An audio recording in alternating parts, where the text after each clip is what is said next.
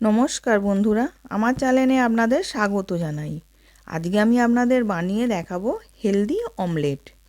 তার জন্য আমি প্রথমে মাশরুম নিয়ে নিয়েছিলাম, বোতাম মাশরুম নিয়েছি। মাশরুমটাকে এবার আমি কেটে নিচ্ছি।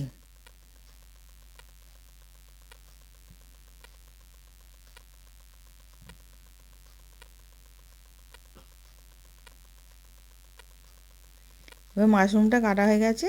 এবার ক্যাপসিকামটাকেও আমি কেটে নিচ্ছি ছোট ছোট করে, টুকরো করে। এবার টমেটোটাকেও কেটে নেব।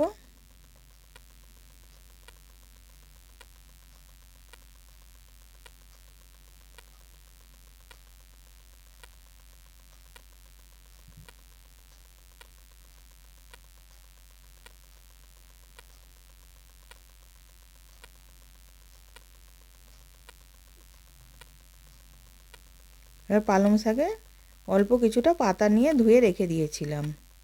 এবার আমি কড়াতে বাটার দিলাম। বাটারটা গলে গেছে, মাশরুমটা দিয়ে দিলাম। দিয়ে মাশরুমটা হালকা করে ভেজে নেব। এবার হালকা করে ভাজা হয়ে গেছে, পালং শাকটা দিয়ে দিলাম। দিয়ে ওইগুলোকেও সব একসাথে মিশিয়ে ভেজে নিচ্ছি।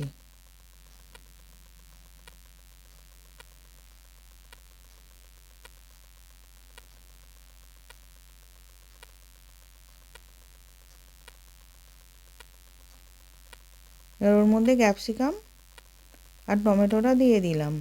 দিয়ে সব একসাথে ভেজে নেব।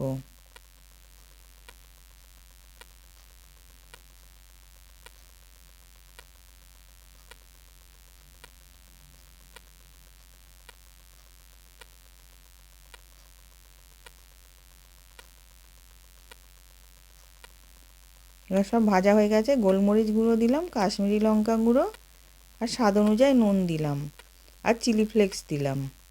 দিয়ে সব একসাথে মিশিয়ে নেব।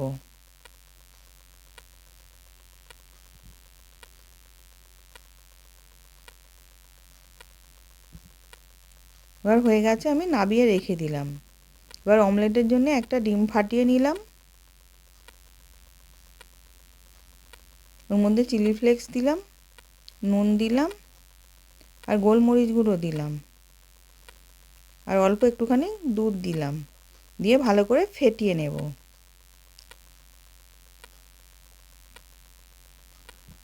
এবার ভালো করে ফেটানো হয়ে গেছে। কড়াতে বাটার দিলাম, দিয়ে ডিমের গোলাটাকে দিয়ে দিচ্ছি, দিয়ে অমলেট করে নেব।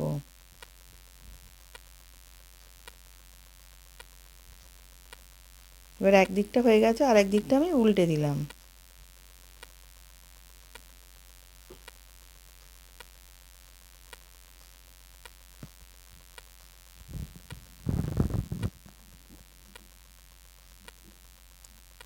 এবার অমলেটের মধ্যে পুরটা করে রেখেছিলাম দিয়ে দিলাম।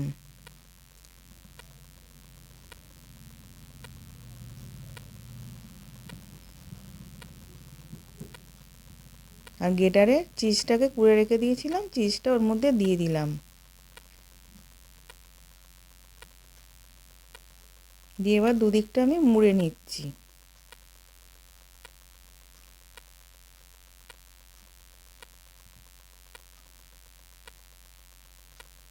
মুড়ে এবার কিছুক্ষণ চাপা দিয়ে রেখে দেবো, যাতে চিজটা গলে যায়।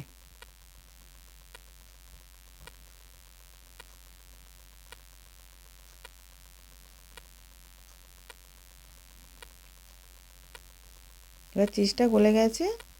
এবার ওপর দিয়ে আমি অরিগ্যানো দিলাম। দিয়ে রেডি হয়ে গেছে, আমি নামিয়ে নিচ্ছি। এবার সার্ভ করার জন্য রেডি। নতুন নতুন রেসিপি দেখতে লাইক দিয়ে ফলো করে রাখো। আশা করছি ভিডিওটা ভালো লেগেছে। আমি হাজির হব আর এক নতুন রেসিপির সাথে।